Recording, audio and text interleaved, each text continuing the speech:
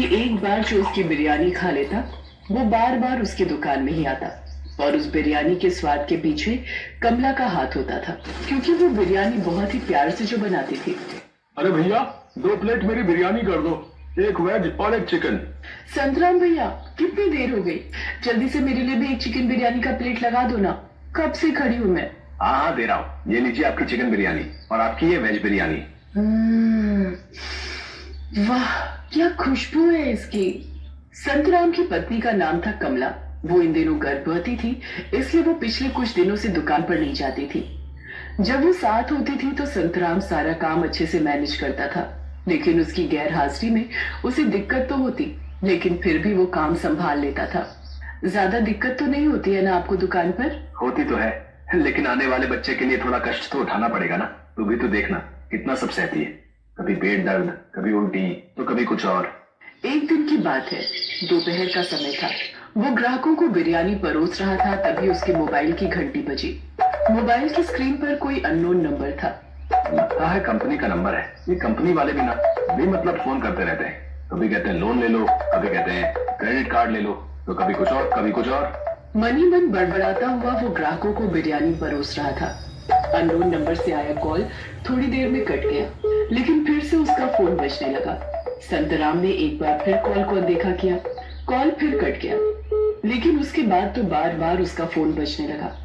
एक तो ग्राहकों की भीड़, उस पर फोन का बार बार बजना। संतराम को गुस्सा आ गया, उसने फोन उठा लिया। जैसे ही उसने फोन उठाया तो दूसरी ओर से एक भारी भरकम आवाज आई। मर गया था क्या? फोन क्यों नहीं उठा रहा था? कौन? तेरा बाप? कौन है? इस तरह से बातें क्यों कर रहे हैं आप? और आप हैं कौन? संतराम बेहद डर गया था। उसने बार बार फोन करने वाले से उसका नाम पूछा, लेकिन उसने ना तो अपना नाम बताया और ना ही कुछ और। वो बस इतना ही कहता रहा। तू अपनी बिरयानी की दुकान बंद करके कहीं और चला जा, नहीं तो मुझसे बुरा कोई नहीं होगा। दुकान बंद कर दूं, कहीं और चला जाऊं? लेकिन क्यों? ये तो मेरी जगह है, मेरे बाप दादा ने खरीदी है और कई सालों से हमारी दुकान यही है। इतिहास को भूल जा, वर्तमान पर ध्यान दे। कल से तू अपनी दुकान वहां नहीं लगाएगा, अगर लगाया तो अंजाम भुगतने के लिए तैयार रहना। लेकिन संतराम अपनी बात पर ही अड़ा रहा। उल्टा उसने फोन करने वाले से कहा कि देखिए, आप जो भी हैं, कान खोलकर मेरी बात सुन लीजिए। मैं अपनी बिरयानी की दुकान नहीं हटाऊंगा। अगले दिन संतराम जब अपनी दुकान पर आया और ग्राहकों को बिरयानी परोस रहा था, तभी एक जोरदार धमाका हुआ। अरे ये कैसा धमाका भाई? धमाका इतना जोरदार था कि संतराम समेत सभी ग्राहक बहुत डर गए।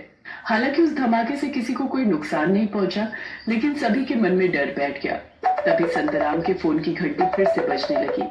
कल वाला नंबर फिर से उसके मोबाइल की स्क्रीन पर दिखने लगा। संतराम ने डरते डरते फोन उठाया। हेलो। दूसरी ओर से जोरदार हंसी की आवाज आई। क्या हुआ संतराम, बहुत डरे लग रहे हो? अरे आज जो धमाका था वो तो पटाखों का था, उसी धमाके से तुम इतना डर गए। अगर तुमने मेरी बात नहीं मानी तो कल तुम्हारी दुकान के बाहर इससे कई गुना बड़ा धमाका होगा, और वो पटाखा नहीं, बम होगा, असली बम। चीथड़े उड़ जाएंगे तुम्हारे, चीथड़े। इसलिए भलाई इसी में है कि जो मैंने कहा वो मान लो। फिर से एक बार फोन के दूसरी ओर से खौफनाक हंसी की आवाज आई और फोन कट गया। संतराम अब काफी डर गया था। उस दिन उसने अपनी दुकान जल्दी बंद कर दी और घर पहुंच गया। इतनी जल्दी उसे आया देखकर उसकी पत्नी कमला को बहुत आश्चर्य हुआ। क्या हुआ जी, आज आप बहुत जल्दी आ गए, आपकी तबीयत तो ठीक है ना? संतराम ने उसकी बातों का कोई जवाब नहीं दिया। वो अब भी डर के मारे कांप रहा था। उसकी हालत देखकर कमला ने उसके कंधे पर हाथ रखा और फिर से पूछा, क्या हुआ जी, आप इतना डरे हुए क्यों हैं? कोई बात हो गई है क्या? तब संतराम ने अपनी पत्नी को सारी बातें बताई।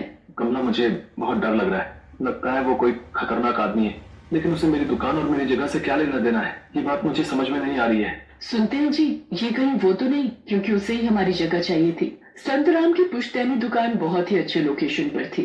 उसकी जगह भी काफी बड़ी थी। उस जगह पर एक बिल्डर नागदंत की नजर थी। वो बिल्डर उस जगह को हथिया कर वहां पर एक शॉपिंग कॉम्प्लेक्स बनाना चाहता था। एक दिन जब संतराम दुकान पर था तो बिल्डर नागदंत उसके घर पहुंच गया। देखिए साहब, आप 20 लाख दें या 25, वो हमारी पुश्तैनी जगह है, वो हम नहीं छोड़ सकते। ठीक है, जैसी तुम्हारी मर्जी। मैं तो तुम्हारी भलाई के लिए बोल रहा था। कमला को लगा कि ये जरूर उसी बिल्डर नागदंत का काम होगा, लेकिन उसके खिलाफ कोई सबूत तो था नहीं जो वो जाकर पुलिस को बताती। लेकिन संतराम ने नागदंत के डर से दुकान जाना बंद कर दिया था। आखिर कब तक आप घर में रहिएगा? एक ना एक दिन तो काम पर जाना ही होगा। मुझे बहुत डर लगता है, पता नहीं कहीं वो नागदंत फिर से सच में कोई बम विस्फोट ना कर दे।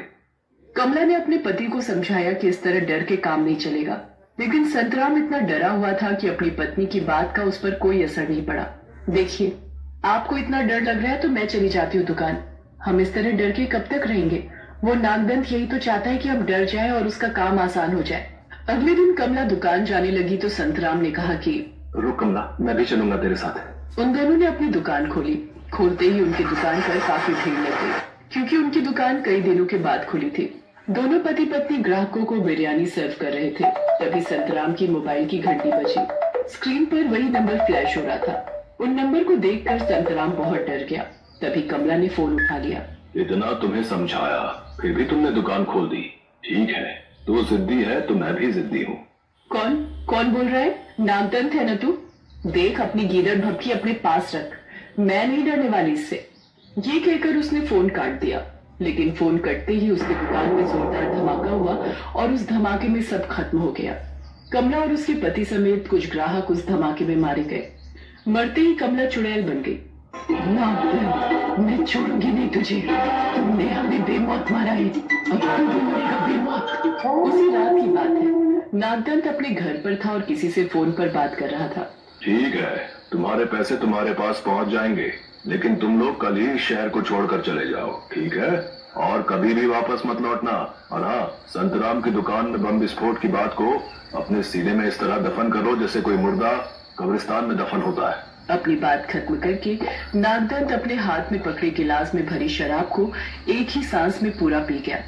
2 टके का आदमी मुझसे पंगे ले रहा है, मुझसे। उसने फिर से शराब की बोतल उठाई और गिलास में उसे उड़ेलने लगा।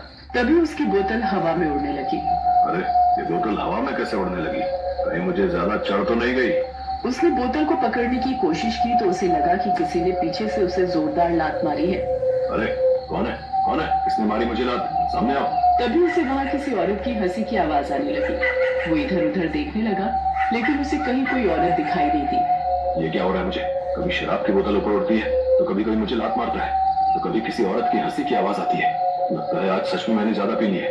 नागदंत शराब की बोतल हटाकर रख रहा था, तभी चुड़ैल के रूप में कमला वहां गई। उसे देखकर नागदंत के हाथ पांव कांपने लगे। नागदंत, तूने निर्दोषों को मारा है, अब तू भी नहीं बचेगा। उसके बाद कमला ने नागदंत को रस्सियों से बांध दिया। उसके बाद उसके शरीर पर एक टाइम बम भी बांध दिया और उस पर 15 मिनट बाद का टाइम सेट कर दिया। ये क्या कर रही है तू? छोड़ मुझे, छोड़ छोड़। कमला वहां से चली गई। नागदंत बचाओ बचाओ चिल्लाता रह गया।